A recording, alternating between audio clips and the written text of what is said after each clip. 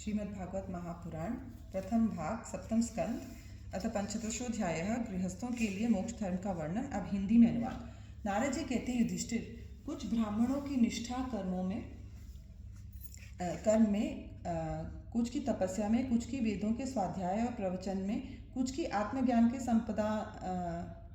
संपादन में तथा कुछ की योग में होती है। गृहस्थ पुरुष को चाहिए कि श्राद्ध अथवा देव पूजा के अवसर पर अपने कर्म का अक्षय फल प्राप्त करने के लिए ज्ञान निष्ठ पुरुष को ही हव्य कव्य का दान करे। यदि वह न मिले तो योगी, प्रवचनकार आदि को यथा योग्य और यथाक्रम देना चाहिए। देव कार्य में 2 और पितृ कार्य में 3 अथवा दोनों में एक ब्राह्मण को भोजन कराना चाहिए। अत्यंत धनी होने पर भी श्राद्ध कर्म में अधिक विस्तार नहीं करना चाहिए, क्योंकि सगे संबंधी आदि स्वजनों के देने से और विस्तार करने से देश कालोचित श्रद्धा, पदार्थ, पात्र, पूजन आदि ठीक नहीं हो पाते। देश और काल के प्राप्त होने पर ऋषि मुनियों के भोजन करने योग्य शुद्ध हविष्यान्न भगवान को भोग लगाकर श्रद्धा से विधि पूर्वक योग्य पात्र को देना चाहिए। वह समस्त कामनाओं को पूर्ण करने वाला और अक्षय होता है। देवता, ऋषि, पितर, अन्य प्राणी, स्वजन और अपने आप को भी अन्न का विभाजन करने के समय परमात्मा स्वरूप ही देखे। धर्म का मर्म जानने वाला पुरुष श्राद्ध में मांस का अर्पण न करे और न स्वयं ही उसे खाए, क्योंकि पितरों को ऋषि मुनियों की योग्य हविष्यान्न से जैसी प्रसन्नता होती है वैसे पशु हिंसा से नहीं होती। जो लोग सद्धर्म पालन की अभिलाषा रखते हैं उनके लिए इससे बढ़कर और कोई धर्म नहीं है कि किसी भी प्राणी को मन, वाणी और शरीर से किसी प्रकार का कष्ट न दिया जाए। इसी से कोई यज्ञ तत्व को जानने वाले ज्ञानी ज्ञान के द्वारा प्रज्वलित आत्मसंयम रूप अग्नि में इन कर्ममय यज्ञों का हवन कर देते हैं और बाह्य कर्म कलापों से उपरत हो जाते हैं। जब कोई इन द्रव्यमय यज्ञों से यजन करना चाहता है तब सभी प्राणी डर जाते हैं। वे सोचने लगते हैं कि ये अपने प्राणों का पोषण करने वाला निर्दयी मूर्ख मुझे अवश्य मार डालेगा। इसलिए धर्मज्ञ मनुष्य को यही उचित है कि वह प्रतिदिन प्रारब्ध के द्वारा प्राप्त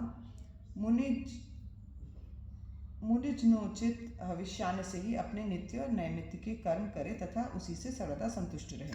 अधर्म की 5 शाखाएं हैं: विधर्म, परधर्म, आभास, उपमा और छल। धर्मज्ञ पुरुष अधर्म के समान ही इनका भी त्याग कर दे। जिस कार्य को धर्म बुद्धि से करने पर भी अपने धर्मों में बाधा पड़े वह विधर्म है। किसी अन्य के द्वारा अन्य पुरुष के लिए उपदेश किया हुआ धर्म परधर्म है। पाखंड या दंभ का नाम उपधर्म अथवा उपमा है। शास्त्र के वचनों का दूसरे प्रकार का अर्थ कर देना छल है। मनुष्य अपने आश्रम के विपरीत स्वेच्छा से जिसे धर्म मान लेता है वह आभास है। अपने अपने स्वभाव के अनुकूल जो वर्णाश्रमोचित धर्म है वे भला किसे शांति नहीं देते। धर्मात्मा पुरुष निर्धन होने पर भी धर्म के लिए अथवा शरीर निर्वाह के लिए धन प्राप्त करने की चेष्टा न करे, क्योंकि जैसे बिना किसी प्रकार की चेष्टा किए अजगर की जीविका चलती रहती है, वैसे ही निवृत्ति परायण पुरुष की निवृत्ति भी उसकी जीविका का निर्वाह कर देती है।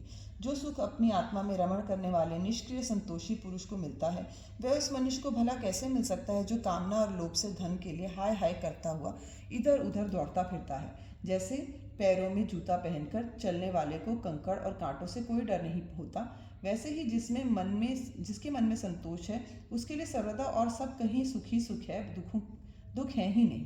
युधिष्ठिर, न जाने क्यों मनुष्य केवल जल मात्र से ही संतुष्ट रहकर अपने जीवन का निर्वाह नहीं कर लेता, अपितु रसनेन्द्रिय और जननेन्द्रिय के फेर में पड़कर ये बेचारा घर की चौकी से करने वाले कुत्ते के समान हो जाता है। जो ब्राह्मण संतोषी नहीं है, इंद्रियों की लोलुपता के कारण उसके तेज, विद्या, तपस्या और यश क्षीण हो जाते हैं और वह विवेक भी खो बैठता है। भूख और प्यास मिट जाने पर खाने पीने की कामना का अंत हो जाता है। क्रोध भी अपना काम पूरा करके शांत हो जाता है। परंतु यदि मनुष्य पृथ्वी की समस्त दिशाओं को जीत ले और भोग ले तब भी लोभ का अंत नहीं होता।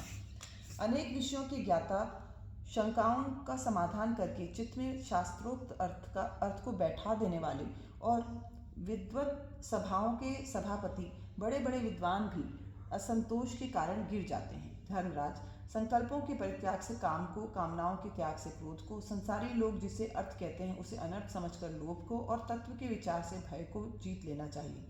अध्यात्म विद्या से शोक और मोह पर, संतों की उपासना से दंभ पर, मौन के द्वारा योग के विघ्नों पर और शरीर प्राण आदि के निश्चेष्ट करके हिंसा पर विजय प्राप्त करनी चाहिए। आदि भौतिक दुख को दया के द्वारा, आदि दैविक वेदना को समाधि के द्वारा और आध्यात्मिक दुख को योग बल से एवं निद्रा को सात्विक भोजन, स्थान, संग आदि के सेवन से जीत लेना चाहिए। सत्व गुण के द्वारा रजोगुण एवं तमोगुण पर और उपरति के द्वारा सत्वगुण पर विजय प्राप्त करनी चाहिए। श्री गुरुदेव की भक्ति के द्वारा साधक इन सभी दोषों पर सुगमता से विजय प्राप्त कर सकता है। हृदय में ज्ञान का दीपक जलाने वाले गुरुदेव साक्षात भगवान ही हैं। जो दुर्बुद्धि पुरुष इन्हें मनुष्य समझता है, उसका समस्त शास्त्र श्रवण हाथी के स्नान के समान व्यर्थ है। बड़े बड़े योगेश्वर जिनके चरण कमलों का अनुसंधान करते रहते हैं, प्रकृति और पुरुष के अधीश्वर वे स्वयं भगवान ही गुरुदेव के रूप में प्रकट हैं। इन्हें लोग भ्रम से मनुष्य मानते हैं। शास्त्रों में जितने भी नियम संबंधी आदेश हैं, उनका एकमात्र तात्पर्य यही है कि काम, क्रोध, लोभ, मोह, मद और मत्सर इन 6 शत्रुओं पर विजय प्राप्त कर ली जाए अथवा 5 इंद्रिय और मन ये 6 वश में हो जाएं।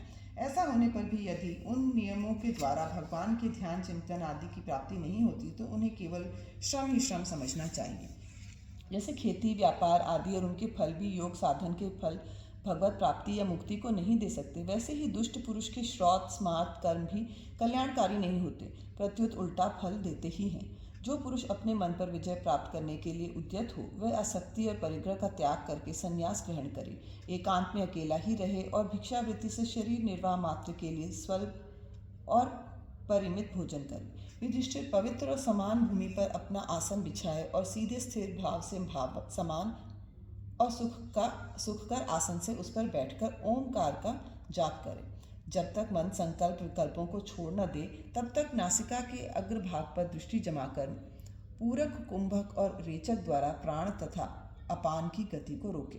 कान की चोट से घायल चित्त इधर उधर चक्कर काटता हुआ जहाँ जहाँ जाए, विद्वान पुरुष को चाहिए कि वे वहाँ से उसे लौटा लाए और धीरे धीरे हृदय में रोके। जब साधक निरंतर इस प्रकार का अभ्यास करता है, तब ईंधन के बिना जैसे अग्नि बुझ जाती है, वैसे ही थोड़े समय में उसका चित्त शांत हो जाता है। इस प्रकार जब काम वासनाएं चोट करना बंद कर देती हैं और समस्त वृत्तियां अत्यंत शांत हो जाती हैं, तब चित्त ब्रह्मानंद के संस्पर्श में मग्न हो जाता है और फिर उसका कभी उत्थान नहीं होता। जो सन्यासी पहले तो धर्म, अर्थ और काम के मूल कारण गृहस्थाश्रम का परित्याग कर देता है और फिर इन्हीं का सेवन करने लगता है, वह निर्लज अपने उगले हुए को खाने वाला कुत्ता ही है। जिन्होंने अपने शरीर को अनात्मा, मृत्युग्रस्त और विष्ठा, कृमि एवं राख समझ लिया है, वे ही मूढ़ भी उसे आत्मा मानकर उसकी प्रशंसा करने लगते हैं। कर्म त्यागी गृहस्थ, व्रत त्यागी ब्रह्मचारी, गांव में रहने वाला तपस्वी, वानप्रस्थ और इंद्रिय लोलुप सन्यासी, ये चारों आश्रम के कलंक हैं और व्यर्थी आश्रमों का ढोंग करते हैं। भगवान की माया से विमोहित उन मूढ़ों पर तरस खाकर उनकी उपेक्षा कर देनी चाहिए। आत्मज्ञान के द्वारा जिसकी सारी वासनाएं निर्मूल हो गई हैं और जिसने अपने आत्मा को परब्रह्म स्वरूप जान लिया है, वह किस विषय की इच्छा और किस भोक्ता की तृप्ति के लिए इंद्रिय लोलुप होकर अपने शरीर का पोषण करेगा। उपनिषदों में कहा गया है कि शरीर रथ है, इंद्रियां घोड़े, इंद्रियों का स्वामी मन लगाम है, शब्दादि विषय मार्ग हैं और बुद्धि सारथी है, चित्त ही भगवान के द्वारा निर्मित बांधने की विशाल रस्सी है। 10 प्राण धुरी हैं, धर्म और अधर्म पहिए हैं और इनका अभिमानी जीव रथी कहा गया है। ओंकार ही उस रथी का धनुष है, शुद्ध जीवात्मा बाण और परमात्मा लक्ष्य है। इस ओंकार के द्वारा अंतरात्मा को परमात्मा में लीन कर लेना चाहिए।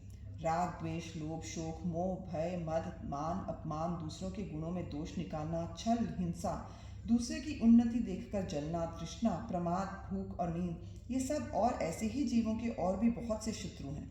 उनमें रजोगुण और तमोगुण प्रधान वृत्तियां अधिक हैं, कहीं कहीं कोई सत्वगुण प्रधान भी होता है।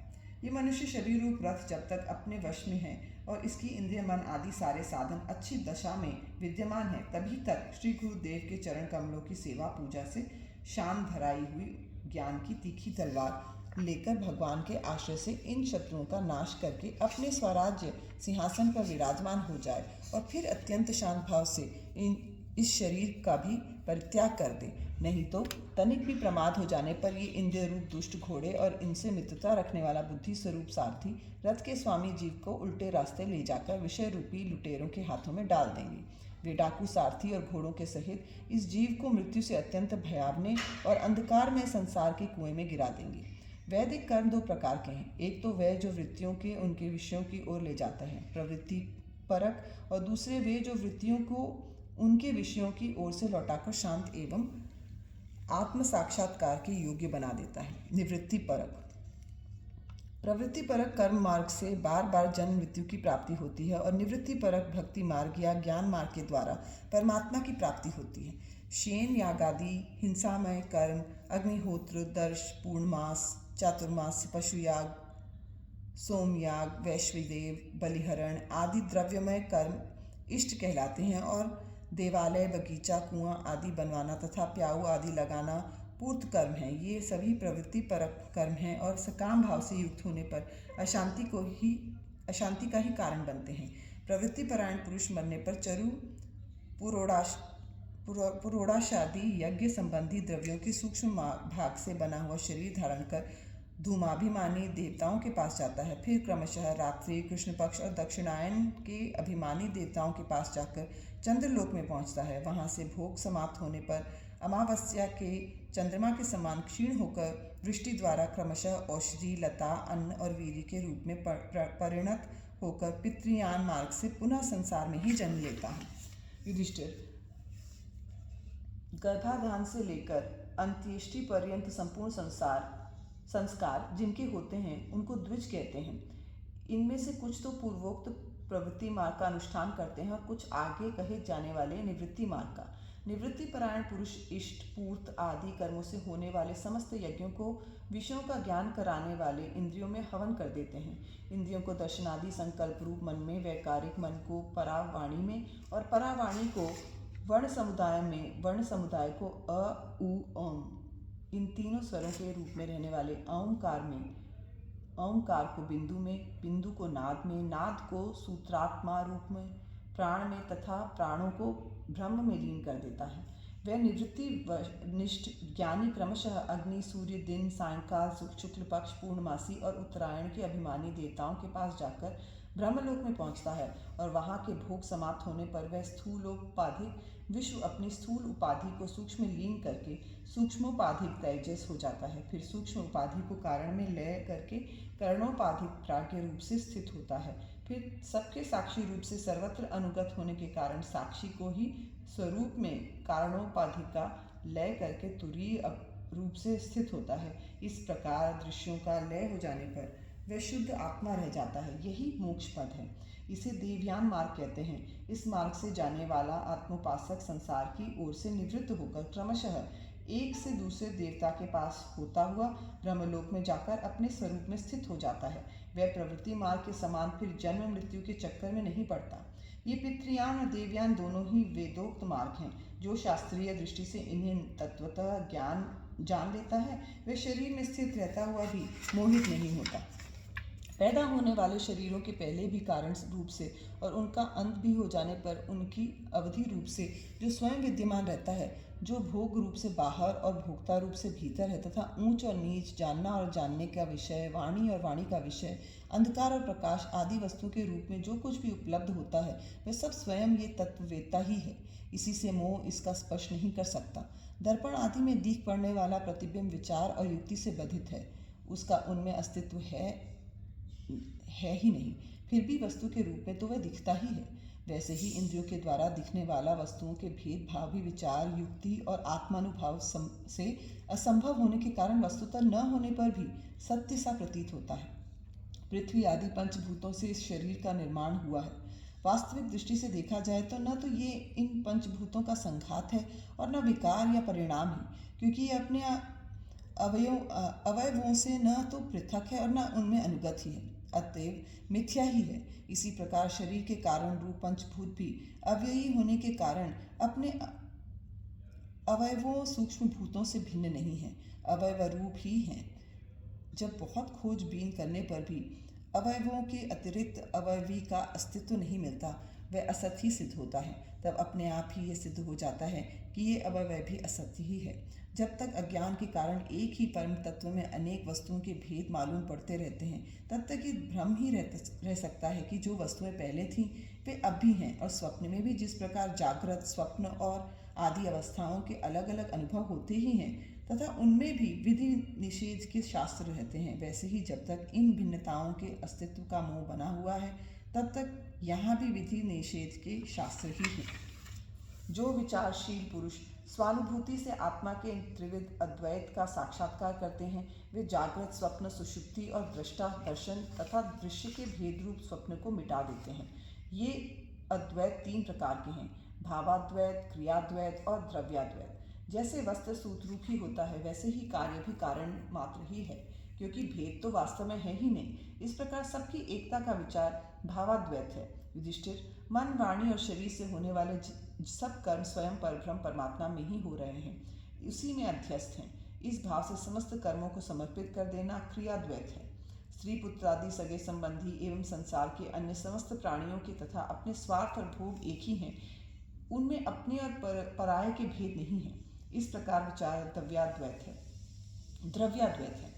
युधिष्ठिर, जिस पुरुष के लिए जिस द्रव्य को जिस समय जिस उपाय से जिससे ग्रहण करना चाहिए, शास्त्राज्ञा के विरुद्ध न हो, उसे उसी से अपने सब कार्य संपन्न करने चाहिए। आपत्ति काल को छोड़कर इससे अन्यथा नहीं करना चाहिए। महाराज, भगवत भक्त मनुष्य वेद में कहे हुए इन कर्मों के तथा अन्यान्य स्वकर्मों के अनुष्ठान से घर में रहते हुए भी श्री कृष्ण की गति को प्राप्त करता है। युधिष्ठिर, जैसे तुम अपने स्वामी भगवान श्री कृष्ण की कृपा और सहायता से बड़ी बड़ी कठिन विपत्तियों से पार हो गए हो और उन्हीं के चरण कमलों की सेवा से समस्त भूमंडल को जीतकर तुमने बड़े बड़े राजसूय आदि यज्ञ किए हैं।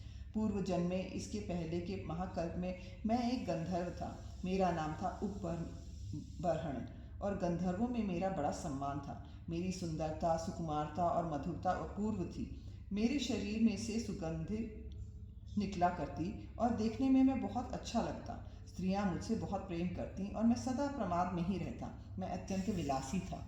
एक बार देवताओं के यहाँ ज्ञान सत्र हुआ। उसमें बड़े बड़े प्रजापति आए थे। भगवान की लीला का गान करने के लिए उन लोगों ने गंधर्व और अप्सराओं को बुलाया। मैं जानता था कि ये संतों का समाज है और वहाँ भगवान की लीला का ही गान होता है। फिर भी मैं स्त्रियों के साथ लौकिक गीतों का गान करता हुआ उन्मत्ती की तरह वहाँ जा पहुँचा। देवताओं ने देखा कि यह तो हम लोगों का अनादर कर रहा है। उन्होंने अपनी शक्ति से मुझे शाप दे दिया कि तुमने हम लोगों की अवहेलना की है, इसलिए तुम्हारी सारी सौंदर्य संपत्ति नष्ट हो जाए और तुम शीघ्र ही शूद्र हो जाओ। उनके शाप से मैं दासी का पुत्र हुआ, किंतु उस शूद्र जीवन में किए हुए महात्माओं के सत्संग और सेवा शुश्रूषा के प्रभाव से मैं दूसरे जन्म में ब्रह्मा जी का पुत्र हुआ। संतों की अवहेलना और सेवा का ये मेरा प्रत्यक्ष अनुभव है। संत सेवा से ही भगवान प्रसन्न होते हैं। मैंने तुम्हें गृहस्थों का पाप नाशक धर्म बतला दिया। इस धर्म के आचरण से गृहस्थ ही अनायास ही सन्यासियों को मिलने वाला परम पद प्राप्त कर लेता है। युधिष्ठिर, इस मनुष्य लोक में तुम लोगों के भाग्य अत्यंत प्रशंसनीय हैं, क्योंकि तुम्हारे घर में साक्षात परब्रह्म परमात्मा मनुष्य का रूप धारण करके गुप्त रूप से निवास करते हैं। इसी से सारे संसार को पवित्र कर देने वाले ऋषि मुनि बार बार उनका दर्शन करने के लिए चारों ओर से तुम्हारे पास आया करते हैं। बड़े बड़े महापुरुष निरंतर जिनको ढूंढते रहते हैं, जो माया के लेश से रहित परम शांत परमानंद भाव स्वरूप परब्रह्म परमात्मा हैं, वे ही तुम्हारे प्रिय हितैषी ममेरे भाई पूज्य आज्ञाकारी गुरु और स्वयं आत्मा श्री कृष्ण हैं। शंकर, ब्रह्मा आदि भी अपनी सारी बुद्धि लगाकर वे ये हैं इस रूप में उनका वर्णन नहीं कर सके, फिर हम तो कर ही कैसे सकते हैं। हम मौन भक्ति और संयम के द्वारा ही उनकी पूजा करते हैं। कृपया हमारी ये पूजा स्वीकार करके भक्त वत्सल भगवान हम पर प्रसन्न हैं। श्री सुखदेव जी कहते हैं, परीक्षित, देवर्षि नारद का ये प्रवचन सुनकर राजा युधिष्ठिर को अत्यंत आनंद हुआ। उन्होंने प्रेम विह्वल होकर देवर्षि नारद और भगवान श्री कृष्ण की पूजा की। देवर्षि नारद भगवान श्री कृष्ण और राजा युधिष्ठिर से विदा लेकर उनके द्वारा सत्कार पाकर चले गए। भगवान श्री कृष्ण ही परब्रह्म हैं, ये सुनकर युधिष्ठिर के आश्चर्य की सीमा न रही। परीक्षित, इस प्रकार मैंने तुम्हें दक्ष पुत्रियों के वंशों का अलग अलग वर्णन सुनाया। उन्हीं के वंश में देवता, असुर, मनुष्य आदि और संपूर्ण चराचर की सृष्टि हुई है। इति श्रीमद्भागवते महापुराणे वैयासिक्याम् अष्टादशसाहस्र्यां पारमहंस्यां संहितायां सप्तमस्कन्धे प्रह्लादानुचरिते युधिष्ठिर-नारद संवादे सदाचार निर्णयो नाम पंचदशोऽध्यायः। इति सप्तमः स्कन्धः समाप्तः। हरि ओं तत्सत्।